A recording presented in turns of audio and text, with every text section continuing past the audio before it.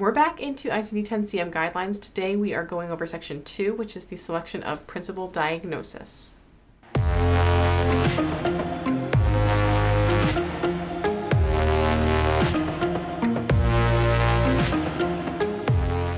Hey everyone, I'm Victoria. I'm a medical coder, auditor, educator, and content creator, and on my channel I provide tips, tricks, and tutorials to help you be successful in a medical coding career. Today we are finishing up some of our instructions on the ICD-10-CM guidelines. Let's get into it.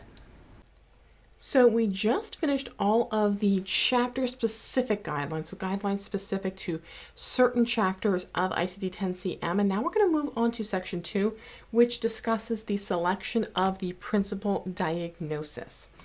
So it starts with basically saying that when we're talking about inpatient admissions to the hospital, the principal diagnosis is defined in the UHDDS, which is the Uniform Hospital Discharge Dataset, as the condition established after study to be the chiefly responsible diagnosis for occasioning the admission of the patient to the hospital for care. So what was that reason that that patient was admitted to the hospital ultimately?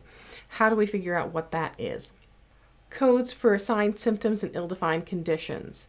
When the patient's admitted to the hospital, for example, with stomach pain, and ultimately, after we do all those studies, we find out it's appendicitis. What's our principal diagnosis there? Is it going to be stomach pain or is it going to be appendicitis?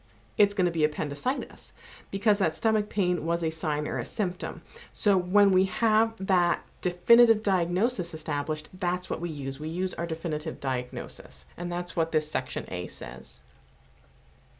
So when we have two or more interrelated conditions and they each potentially meet the definition of principal diagnosis, so two or more interrelated meaning diseases in the same ICD-10-CM chapter, or maybe they're manifestations that are characteristically associated with a certain disease, and in some cases they might potentially both meet the definition of that principal diagnosis, and in that case either of them can be sequenced first unless something in that circumstance of the admission, the therapy that was provided, or the tabular list or the alphabetic index may indicate to us otherwise. Now, if we have two or more diagnoses that equally meet the definition of principal diagnosis and they aren't interrelated, same kind of thing follows there.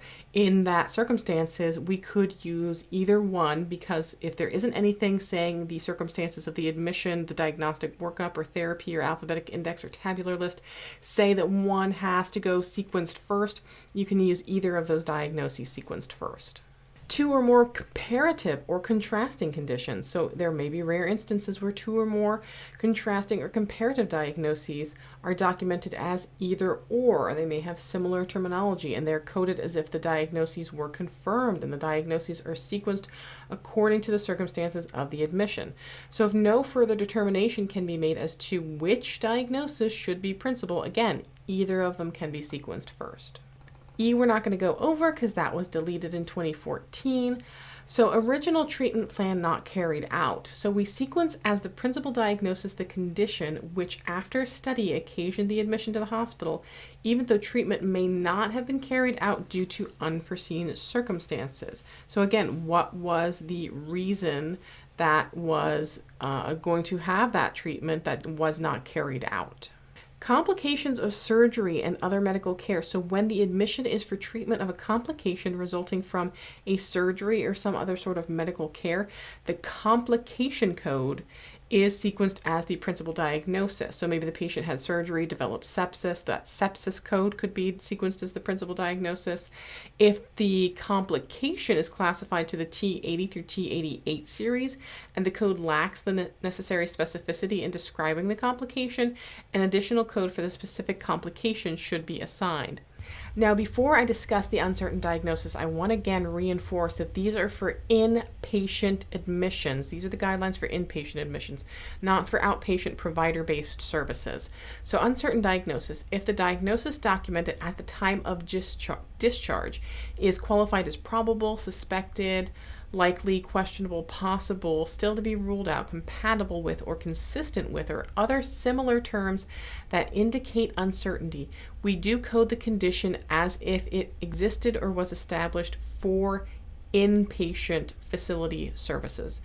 The basis for this guideline are the diagnostic workup arrangements or other further workup or observation or initial therapeutic approach that correspond most closely with the established diagnosis, meaning essentially we worked them up as if they had that diagnosis, and on the inpatient setting they're reimbursed based off the diagnosis. This guideline is applicable only to inpatient admissions to short-term, acute, long-term care, and psychiatric hospitals. Admission from observation unit, so admission following medical observation. When a patient is admitted to an observation unit for a medical condition which either worsens or does not improve, and then is subsequently admitted as an inpatient of the same hospital for that same medical condition, the principal diagnosis would be the medical condition that led to that hospital admission. Admission following post-operative observation. So when a patient is admitted to an observation unit to monitor a condition or a complication, and then and that develops following outpatient surgery, and then is subsequently admitted as an inpatient to the same hospital, hospitals should apply the UHDDDS definition of principal diagnosis as that condition established after study to be chiefly responsible for occasioning the admission of the patient for hospital care. Admission from outpatient surgery. So when the patient receives surgery in the hospital's outpatient surgical center and is subsequently admitted for continuing inpatient care at the same hospital, the following guidelines should be followed in selection of the principal diagnosis for that inpatient admission. So if the reason for the inpatient admission is a complication, so something happened to that patient not in part of their routine care, you assign the complication as that principal diagnosis. If no complication or other condition is documented as the reason for the inpatient admission, we assign the reason for the outpatient surgery as the reason for the principal diagnosis. If the reason for the inpatient admission is another condition unrelated to the surgery, so not related, not a complication, in that case we assign that unrelated complication as the principal diagnosis, unrelated condition as the principal diagnosis. Admissions and encounters for rehabilitation. So when the purpose for the admission or encounter is rehabilitation, sequence first the code for the condition for which the service is being performed. For example, for an inpatient admission or counter for rehabilitation for right-sided dominant hemiplegia following a cerebrovascular infarction, report code I69.351, hemiplegia and hemiparesis following cerebral infarction affecting right dominant side, and we talked before about that, dominant versus non-dominant side, as the first listed or principal diagnosis. If the condition for which the rehab service is being provided is no longer present, report the appropriate aftercare code as the first listed or principal diagnosis unless the rehab service is being provided following an injury. For rehab services following an active treatment of an injury, assign the injury code with the appropriate 7th character extension for the subsequent encounter as the first listed or principal diagnosis. Remember, we talked about the initial, the subsequent, and the sequela. So your 7th character A is typically your initial, and then D is for your subsequent, and then S for sequela. So it says here, for example, if a patient with severe degenerative osteoarthritis of the hip underwent a hip replacement surgery and the current encounter admission is for rehabilitation, we would report code Z47.1, which is the aftercare following joint replacement surgery as that first listed or principal diagnosis. And then if they require rehab post-hip replacement for that right femur fracture, we would report code S72.141D, which is displaced fracture of the right femur for the subsequent encounter for closed fracture with routine healing as the first listed or principal diagnosis. I hope you found this video helpful. If you did, make sure you give it a big thumbs up. Don't forget to subscribe and hit that notification bell so you will get alerts when I post new episodes.